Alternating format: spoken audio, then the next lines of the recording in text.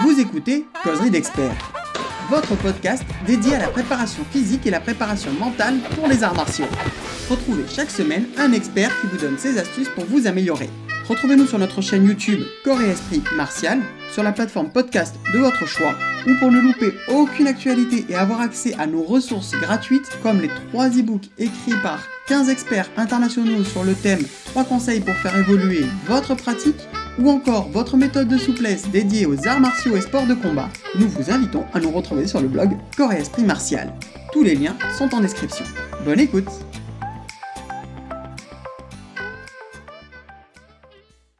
Bonjour à tous et bienvenue sur une nouvelle interview du blog Corps et Esprit Martial. Aujourd'hui, nous avons la chance d'interviewer Jacques Tapol. Nous l'avons en fait déjà fait pour Yashima. On vous invite à retrouver le magazine juste en dessous avec l'interview de Jacques Tapol sur son parcours, son rapport avec ses enseignants. Vous aurez le lien en description. Bonjour Jacques, j'espère que tu vas bien. Ça va. Du coup, aujourd'hui, on va parler plus en détail de la préparation physique.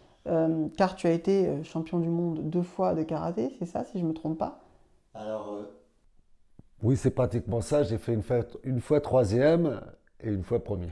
En individuel. En individuel. Et en équipe, tu pratiquais en équipe? Vice-champion du monde, en équipe. Ah, voilà, c'est ça. Donc je savais bien qu'il y avait une histoire, mais ça fait des nœuds. Il a été champion de France en contact. Enfin, moi, je suis désolé, des fois j'ai une tête de linotte. C'est pas très important, c'est pas grave. Et puis en plus, c'est dans le bon sens. Je ne me suis pas trompé. Voilà.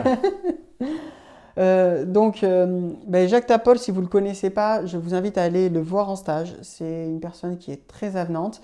Il m'a reçu chez lui avec les croissants, le café et la bonne humeur surtout. Voilà, donc merci pour cet accueil. On mettra bien sûr en lien son dojo pour le retrouver, sa chaîne YouTube où vous pourrez voir la célèbre vidéo Yaza. Et c'est parti pour la préparation physique. Physiquement, est-ce que déjà pour toi, c'est la même chose de se préparer à pratiquer une pratique entre guillemets traditionnelle et des compétitions? On peut s'inspirer de la compétition pour le traditionnel, parce que quand même, ils ont trouvé beaucoup de choses. La compétition, c'est comme une Formule 1. Et après, il y a des choses qu'on trouve en Formule 1 qu'on retrouve sur la voiture des gens de tous les jours. On s'en inspire. Comme lorsqu'ils avaient trouvé les petites manettes pour passer les vitesses. Maintenant, on le retrouve sur toutes les voitures. Mais au départ, c'était sur ces voitures de course, quoi. Mais évidemment, quelqu'un qui fait du traditionnel ne pourra pas le faire avec la même intensité ou les mêmes doses. Mais on peut s'en inspirer, au contraire, oui, c'est très bien. D'accord. Donc, le traditionnel peut s'inspirer, mais est-ce que la partie kumité, parce que c'est en kumité surtout que tu as fait des compétitions, est-ce que la partie compétition peut s'inspirer du traditionnel aussi dans sa pratique? Alors, s'inspirer directement, non, mais ça peut former l'esprit et ça peut donner une attitude. Parce que des fois, là, maintenant, il y a des compétiteurs, ils font que la partie complète, ils ne savent même plus faire des techniques de base. C'est comme si on veut parler le français. C'est quand même mieux, si on peut, d'avoir lu les grands auteurs classiques. C'est ça qui va nous donner de la profondeur et de la richesse. Même si après on a une écriture très très moderne, mais même quelqu'un qui fait une blague, des fois il y a des gars qui font des blagues vulgaires, mais des fois des gars qui font des blagues qui s'inspirent, de l'humour, de textes anciens ou d'une référence. Voilà. C'est pour ça, je trouve que c'est mieux de faire de la compétition en s'inspirant quand même du traditionnel, quoi. D'accord. Mais d'un point de vue pratique, je sais que, donc on en a parlé dans l'interview pour Yashima, tu pratiquais les katas en parallèle de ta compétition, hein, parce que pour toi, c'est ce que tu disais, la compétition est vraiment une façon d'aboutir finalement, ou de tester un exercice de plus. Un exercice de plus. On vous invite encore une fois à aller lire l'interview, là on résume succinctement, mais vous aurez beaucoup plus de densité. Est-ce que justement ce travail traditionnel se retrouve physiquement par exemple quand tu vas retrouver une position, un zenkutsu très marqué, Est-ce que ces muscles que tu as travaillés, tu vas les sentir travailler pareil en compétition? Tu vas te sentir plus explosif? Le Zenkutsu, par exemple, que l'on voit, qui a développé le Shotokan, qui avait déjà commencé à moderniser le karaté, parce que les positions étaient plus courtes au Japon, à Okinawa. Mhm. Donc eux-mêmes, c'était déjà une modernisation. Donc il y avait un travail sur la jambe avant très important, mais sur la compétition, il est encore plus important, vu qu'on descend plus loin et qu'on lève le talon. Mhm. Mais c'est la même chose. Quelle est la qualité physique pour toi la plus importante pour un karatéka qui veut faire de la compétition aujourd'hui? Alors, bon, bien sûr, il y a la qualité physique, c'est l'explosivité, quoi. Mhm. C'est la vitesse. Mais la vitesse n'est rien si on n'a pas le coup d'œil et si on n'a pas un mental de fer, quoi. Mais au moins, au niveau de la qualité physique, c'est l'explosivité, ouais. D'accord. Alors, pour ce qui est le coup d'œil et enfin surtout le mental de fer, on aura une interview dédiée à ça. Voilà, exactement. Donc, abonnez-vous pour pas la louper. Mais pour ce qui est de l'explosivité, comment tu l'as travaillé toi à l'époque? Moi, je faisais beaucoup, j'avais regardé des trucs de saut en hauteur, la détente sèche. Et je m'entraînais beaucoup à faire des montées d'escalier sur un pied, en sautant à pieds joints, un truc comme ça. Et je m'aperçois que maintenant, ça s'est beaucoup développé, quoi. Mais j'avais pas de préparateur physique. Alors peut-être que si j'avais eu un préparateur physique, il aurait pu me faire quelque chose de plus pointu, quoi. Et dans l'explosivité, il y a la partie physique, mais aussi, ce que j'avais remarqué, c'est qu'il y avait des gars qui avaient une explosivité bien meilleure que moi, mais ils allaient moins vite. Pourquoi? Parce qu'ils avaient... moi, ce que j'avais beaucoup travaillé, c'était la notion de partir en même temps et ne pas avoir d'hésitation. Donc l'explosivité, il y a aussi cet aspect... moi, je reviens toujours au coup d'œil. Hein. Et puis vitesse de réaction peut-être? Voilà, vitesse de réaction, ouais. Mhm. On avait fait un petit exercice justement dans les escaliers, donc on vous le mettra là-haut. Il y a plein d'exercices à faire dans les escaliers, c'est très juste. C'est la pliométrie, donc plus ou moins Voilà. haute ou basse. Est-ce que aujourd'hui tu travailles encore l'explosivité? Oui. Même dans le karaté, donc maintenant tu es vraiment dans une tournure plus traditionnelle. Ah, moi, je m'entraîne, je fais des katas, tout ce qui est bunkai, mais bon, des bunkai très rapides et secs. Puis bon, moi j'ai 65 ans, mais j'estime que à 65 ans, je ne dois pas m'endormir. Donc je travaille toujours le physique, la détente, des trucs comme ça, et je fais toujours du combat. Excellent. Tout le temps du combat, parce que des fois, je peux avoir un jeune cling qui me plante un truc, je me dis, ben, tu vois, faut pas rester sur ton piédestal. Le jeune, il va t'entraîner à une certaine vitesse. Et ça t'oblige à maintenir un certain niveau physique aussi. Niveau physique et puis l'attention. Oui. Ça, on y reviendra encore une fois dans la prochaine interview. Du coup, est-ce qu'avec l'âge, ça c'est une question que je me pose, est-ce qu'avec l'âge, tu sens le physique baisser Ah oui, bien sûr. Alors, l'explosivité, elle est moins bonne. Mais on peut la compenser, par exemple, on travaille encore mieux la technique, beaucoup plus fine, la biomécanique. Bien voir comment tout ça, ça s'articule, d'où le mouvement il part, comment le transmettre, comment placer le bassin. Moi, je regarde beaucoup l'athlétisme aussi. Hein. Par exemple, sur un démarrage, des fois, on peut démarrer en étant un poil trop penché, donc on va planter. Tandis que si on travaille en poussant bien le bassin, en le montant, on va aller plus loin. Donc peut-être on a un petit peu moins de physique, mais si le mouvement il est plus lourd, plus libre, mieux coordonné, on peut compenser. Et comment tu arrives du coup, toi, à justement, à peut-être ne pas perdre cette motivation alors bon, on va empiéter un peu sur la partie mentale, mais ça fait partie vraiment lié au physique. C'est-à-dire que tu te dis à un moment, mon explosivité baisse, j'étais très explosif. Comment tu arrives à te remettre en question et à rester motivé, te dire, bon, mais je vais affiner encore ma technique pour progresser? C'est la curiosité.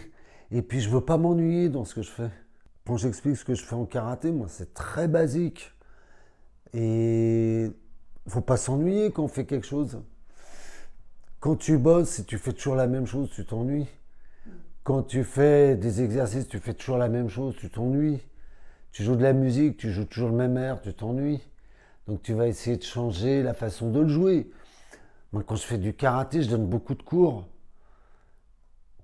Donc, si je fais toujours le même cours, je vais me casser les pieds.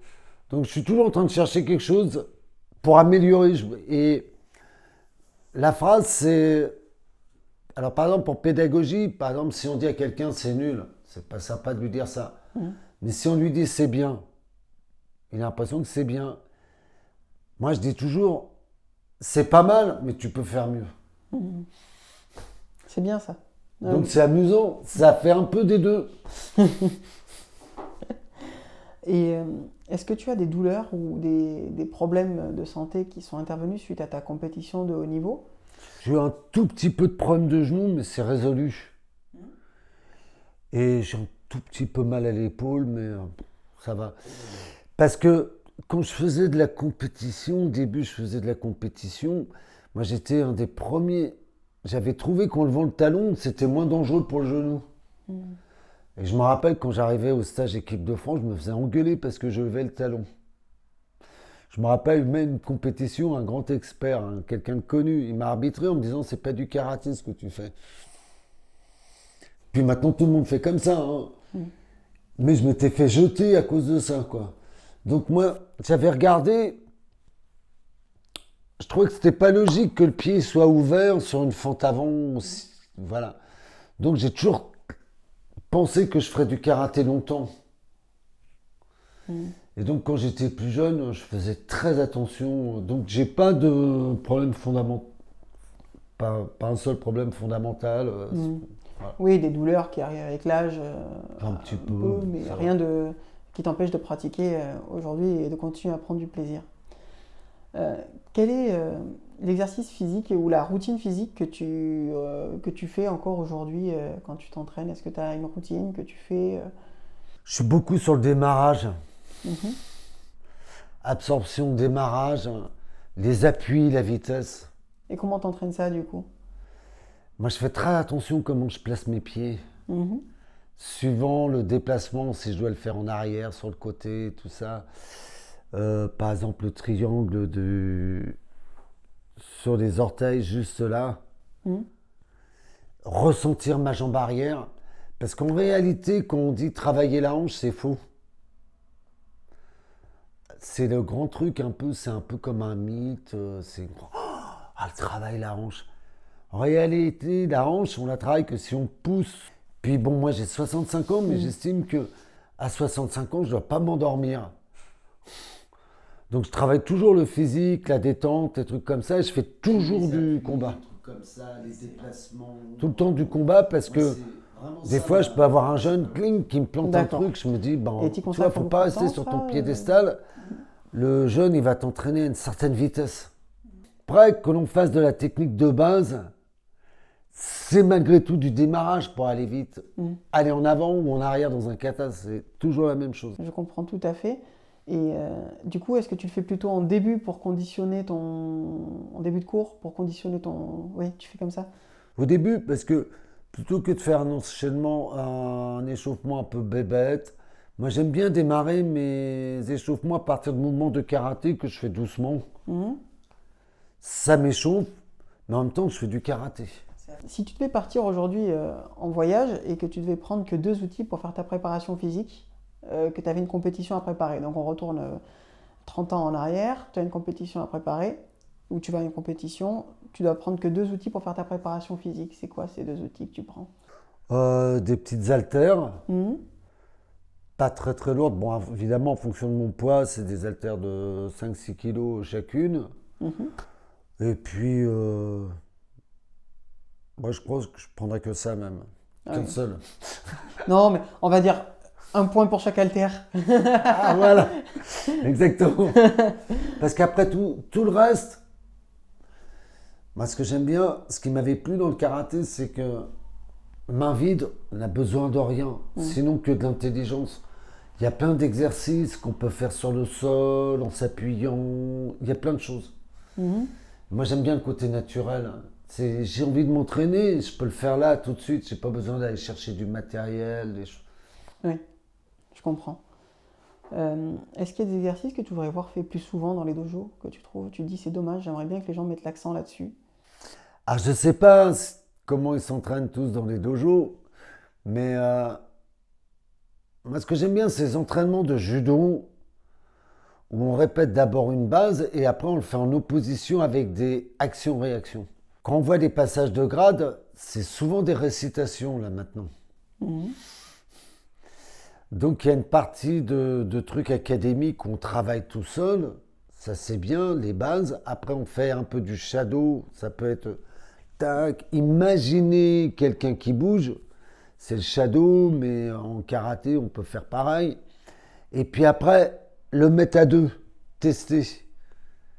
Et je trouve que c'est souvent, enfin, je sais pas dans les dojos comment ils font, mais ce que l'on voit souvent dans les passages de grade, c'est des gens qui font des récitations figées. Mhm. Dialoguer avec quelqu'un, c'est de regarder dans les yeux, c'est de comprendre ce que l'on dit, si ça fonctionne avec lui, si ça le choque, si comment il va réagir. C'est ça, dialoguer. Et j'ai l'impression que des fois, c'est trop du monologue. Je comprends. Donc du coup, c'est passer à cette étape à deux dynamique. Que... D'accord. Et quelque chose que tu voudrais moins voir fait dans les dojos, que tu voudrais voir peut-être même supprimé, qui te dérange. Les bunkai, Tu peux expliquer? ben, je pense que on a voulu faire un truc où on explique les katas et c'est devenu que de la récitation. Par exemple, un mouvement, on dit en judo, je crois, c'est 10 000 fois, il faut le répéter pour arriver à le sentir ou un truc comme ça. Et là, on apprend par cœur. Par exemple, en Shotokan, il y a 28 katas. Les bunkai de. Alors, il y en a je ne sais pas combien dans chaque kata, multiplié par 28 katas. Et si le mec il doit répéter ça au moins 10 000 fois chacun, sa vie ne lui suffira pas. Avant, on parlait d'avoir un ou deux un spécial, avoir un spécial, deux, trois mouvements forts. Je- Moi, je pense qu'il faudrait prendre dans les katas deux, trois mouvements sur lesquels on est très fort, qui correspondent à quelques situations types où on est. Puis les répéter, faire des choses vivantes avec des actions, réactions, avec des variantes, Mhm. comme en judo. Donc s'inspirer un peu de ce qui existe peut-être Et puis supprimer le côté trop figé, c'est ça? Voilà. Et la multiplicité? Ouais, et les karatékas, ils étaient complexés de ne pas savoir faire des clés, mais la plupart, ils savent toujours pas les faire. Parce que le gars, il attaque un coup de poing, et l'autre, il lui attrape la main comme ça. Mais c'est impossible. Et je vois ça à des passages de grade. C'est impossible. Par exemple, le bras, il reste tendu, oui, mais un gars, quand il fait ça, tink, il va ramener, et puis dès qu'on essaie de le saisir, il va essayer d'enlever. Mm. Donc en général, il faut essayer de saisir à peu près ici, en dessous le bras. Mhm. Parce que là, il va se bloquer lui-même. Et il faut essayer de faire des mouvements sur un gars qui frappe et qui ramène son bras et qui ne se laisse pas faire. Mhm. Moi, ça m'est arrivé une ou deux fois en bagarre de rue d'essayer de placer un mouvement simple. Et ben, j'y arrivais pas, hein. Est-ce que toi, d'un point de vue préparation physique, tu as un conseil que tu aurais aimé recevoir plus jeune et que tu n'as pas eu? Bah, c'était de faire de la préparation physique. Parce que moi, je faisais vraiment du traditionnel. Mais Maître Mochizuki, il connaissait pas trop la compétition en fin de compte. Parce que moi, j'y allais tout seul, hein, aux compètes. Et je sais qu'à un moment, j'ai eu des graves problèmes de cardiaque. J'ai dû faire un an de rééducation cardiaque. Parce que je m'entraînais qu'au traditionnel. Et par contre, traditionnel, bah, pour préparer de la compétition, il faut avoir un bon physique. Et je faisais jamais de course ou des choses comme ça, quoi. Mhm. Voilà, mais c'est pas une critique de Maître Mochizuki. Lui, il faisait du traditionnel. Il m'a apporté énormément. Et par la compétition, il aurait fallu que j'ai quelqu'un qui m'encadre pour la compétition, qui m'aide dans cette voie-là, quoi. Mhm. Donc si aujourd'hui il y a un jeune qui devait se mettre à la compétition, peut-être qu'il... Voilà, maintenant ça devient ultra spécialisé. Il y a des préparateurs physiques, il y a de tout, quoi. Puis vous avez notre blog, n'hésitez pas à vous abonner pour rien louper. Euh, Du coup, j'avais encore une autre question sur ce thème de la préparation physique. Tu as pratiqué longtemps, tu continues aujourd'hui à pratiquer, mais comment tu prépares les gens physiquement dans ton dojo? Est-ce que tu as... Alors, les entraînements dans un dojo, c'est toujours imparfait. Pourquoi? Parce que le gars qui vient, il vient 1 h 30. Faut que je lui fasse de la préparation physique, des assouplissements, des tout, du traditionnel, du machin et tout. Normalement, on fait des séances séparées. Une séance de pliométrie, une séance de cardio, une séance... Donc dans un dojo, qu'est-ce qu'on fait? On fait un truc un peu, une cote mal taillée, où on fait un peu de préparation physique, un peu de pliométrie, un peu de tout en même temps, quoi. Voilà. Donc on se débrouille, et puis en plus, ils n'ont pas tous le même niveau physique. J'ai tous les âges, alors bah, on essaie de se débrouiller, et puis c'est pas très grave s'ils n'ont pas un extraordinaire niveau physique, vu que ce sont des amateurs, quoi. Mm. Oui, ils ne sont pas là pour faire de la compétition. Voilà. Donc, Après, celui qui a besoin peut compléter son entraînement en lui disant, bah, en dehors du cours, il faudrait que tu fasses ça, quoi. très bien. Un conseil pour un jeune débutant? C'est être passionné, mais c'est au professeur de lui inoculer le virus. Bon virus celui-là, pas comme celui qu'on vit en ce Voilà. moment. C'est-à-dire, c'est au professeur à le contaminer. C'est-à-dire lui donner le goût. Bah, on n'y arrive pas tout le temps. Et puis, le professeur, il va semer la bonne graine, mais il faut que ça soit la bonne terre aussi. Des fois, on va essayer de donner un truc et le mec, il n'a pas envie d'entendre, ça sert à rien. Il faut les deux. Mhm. Et puis, c'est donner de la passion et du plaisir. Le mec, il réussit ça, il est content, il a envie de revenir. Voilà, c'est comme ça que ça marche. D'accord, donc le plaisir, mais le plaisir, ça peut venir qu'à deux. Voilà. Une question que tu aurais voulu que je te pose dans cette interview sur la préparation physique et que je t'ai pas posée? Alors, la préparation physique, bah, ça dépend quel est notre objectif. Par exemple, dans la préparation physique, il peut y avoir le côté très traditionnel d'endurcissement. Et t'en penses quoi, ça, d'ailleurs? C'est très bien. Mais il faut le faire très progressivement et intelligemment. Dans le temps, on faisait de l'endurcissement bêtement. Je me rappelle, je ne parle pas de quel style on faisait, mais mais le gars il te tapait. Bah, déjà le premier coup, tu étais blessé. C'est idiot. Tandis que j'ai vu à Okinawa, on tape doucement, progressivement, ça vient. Le gars il se renforce. Parce que la première chose, c'est de ne pas trop avoir peur des coups. Si on a tout le temps peur des coups, on ne pourra jamais prendre la décision de faire une action si tout le temps on est en train de freiner. Donc c'est une bonne chose. Le premier truc à apprendre, c'est ça dans la préparation physique. Puis après, on va la vitesse, le truc, l'explosivité, la souplesse, les bondissements, les levées de genoux. On va essayer de faire une analyse des points sur lesquels on peut améliorer, quoi. D'accord, mais donc l'endurcissement, ouais, d'accord. Et tu le pratiques comment, du coup, cet endurcissement? Est-ce que tu as des... Donc tu disais progressivement, donc d'abord à deux peut-être, ou tout À seul? deux, à deux, à deux. À deux. À deux, ouais. Et est-ce que tu vas jusqu'à dire que, alors c'est une question, mais passer les rouleaux sur soi, les rouleaux sur les tibias, etc. Pourquoi pas? Mais on peut travailler comme ça, on peut travailler sur un sac avec du sable et puis petit à petit taper avec les tibias et que ça vienne. On peut faire du travail à deux où on fait comme des balayages comme ça dans le tibia, mais en dosant. Hmm. Mais les tibias, oui, effectivement, il faut s'endurcir, mais il ne faut pas faire n'importe quoi aussi, parce que si on détruit le périos, Ah, bah, les liaisons nerveuses, après, ça se paye, hein. ça se paye. Donc tout ça, c'est que du dosage. Endurcissement jusqu'à une certaine mesure, quoi. En respectant le corps, quoi. Bien sûr. Bah, on voit des styles de Kinawa où ils le pratiquent, où les gars ils sont en bon état, hein. Mais voilà, il faut que ce soit, comme tu dis, je pense, de façon très très douce, hein, on y va très progressivement et intelligente. Quand on sent qu'on ne peut pas, c'est pas un concours non plus. peut-être. J'ai souvent des femmes, elles viennent, mais elles ne veulent pas prendre de coups. Je leur dis, mais si un jour vous vous faites agresser, vous allez prendre des coups, donc vous n'allez pas être prête. Bon, on va y aller doucement.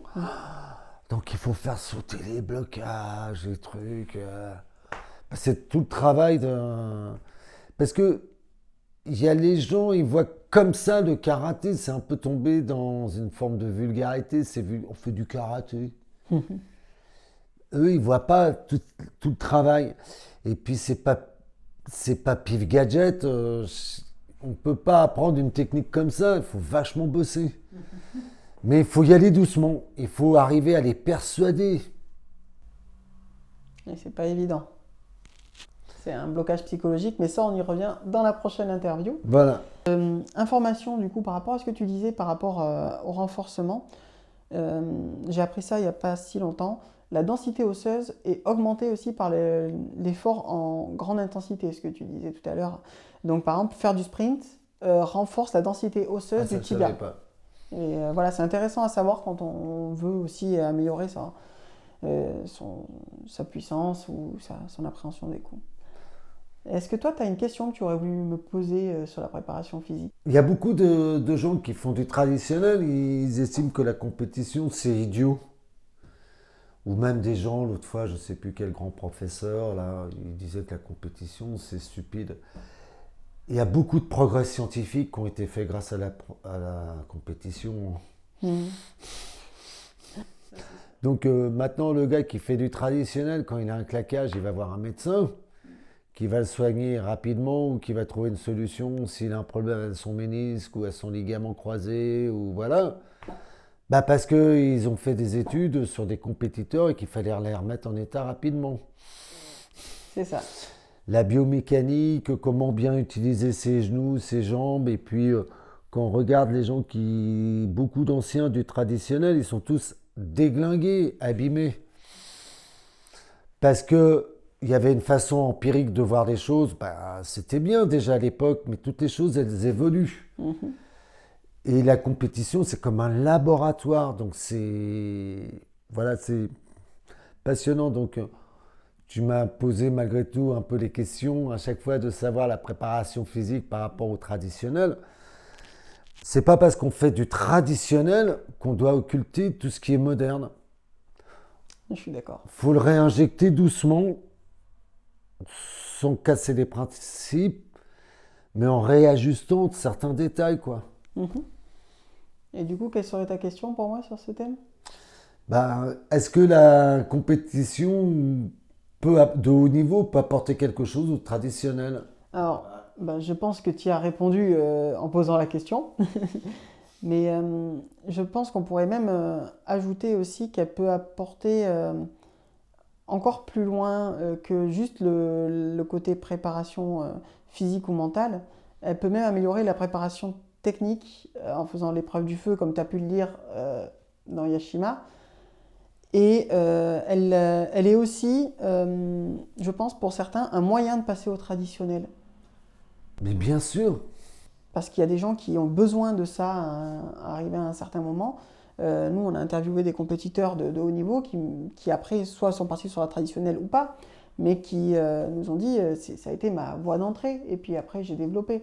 Je pense, dans un autre milieu, on a eu Frédéric Rabert dans le jiu-jitsu brésilien, qui maintenant est vraiment sur un côté beaucoup plus traditionnel. Et il forme des compétiteurs, mais il forme aussi des personnes à la self-défense. Alors qu'à la base, il a été beaucoup plus pour le côté sportif. Et comme tu le dis, je pense que oui, il y a énormément à prendre. Le risque, ou ce qu'il faut avoir conscience, je pense, par contre, c'est que quand on fait de la compétition, on prend le risque de s'user plus vite. Parce que qui dit faire de la compétition, toi tu t'es arrêté quand même relativement rapidement. Il y en a qui continuent beaucoup plus longtemps. Et on voit aussi que, comme pour le traditionnel, l'intensité, la répétition, de toute façon, le corps n'est pas fait pour répéter des millions de fois la même chose. Même si c'est très bien, même si ça nous permet de progresser, il faut en avoir conscience, ça use. On est comme des pièces de mécanique, la biomécanique, tu en as parlé. La voiture, plus vous l'utilisez, et plus elle abîme. Et je pense que s'il y a bien une chose qu'on peut retenir, que la compétition a amené au traditionnel, c'est l'échauffement. Tu en as parlé.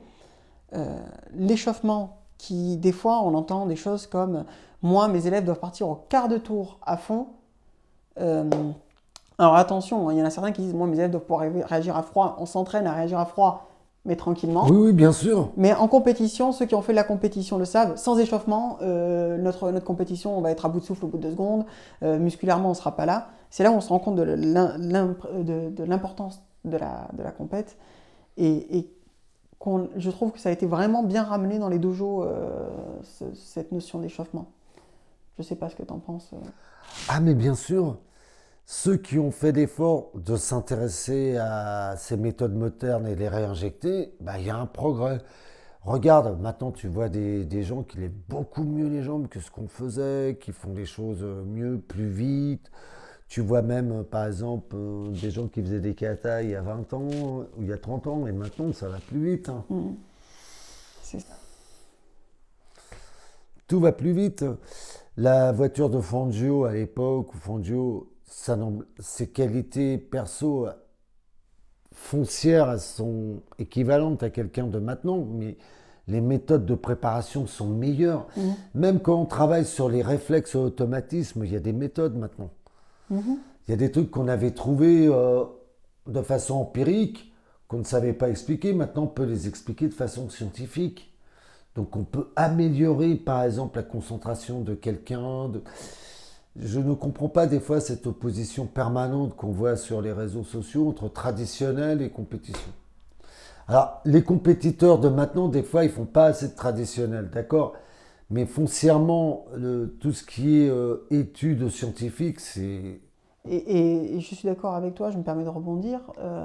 Cette différence n'avait pas lieu il y a 100 ans de ça, entre traditionnel et compétition. Quand on prend des livres, alors c'est récent et c'est déjà très transformé. Miyamoto Buchoki qui disait c'est sur le travail à deux, le karaté travail à deux. On prend plus ancien en France, Charlemont en boxe française, il y avait de suite le travail à deux et le travail seul.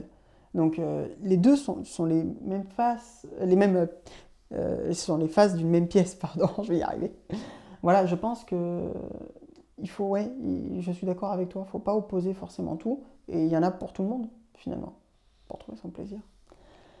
Je te remercie pour cette interview, c'était vraiment super. N'hésitez pas à le remercier en commentaire. Si vous voulez passer le voir à son dojo, il est dans le 19e arrondissement à Paris. Il bouge beaucoup en stage. Et vous avez aussi son livre Karaté et Petit Satori qui est disponible. On vous mettra le lien juste en dessous. Et de notre côté, on en profite pour vous rappeler qu'on a sorti un e-book gratuit, un ensemble d'e-books avec plein d'autres sommités. Léo Tamaki, Lionel Froidure, Jérôme Huon de la boxe française, André Cognard, Pierre Porto-Carrero. Voilà, donc n'hésitez pas à le télécharger. Vous aurez le lien juste en dessous pour y avoir accès. Merci beaucoup. Tchou bye. Merci d'avoir écouté Causerie d'experts, votre podcast proposé par le blog Corps et Esprit Martial. N'oubliez pas que si l'on crée le contenu, c'est vous qui le faites vivre. Si vous avez aimé les conseils de cette interview, n'hésitez surtout pas à partager, liker et commenter pour qu'un plus grand nombre y ait accès. Si vous écoutez ce podcast sur une plateforme qui le permet, nous vous invitons à vous abonner et à activer les notifications pour ne louper aucune sortie. On vous dit à très vite, tchou bye.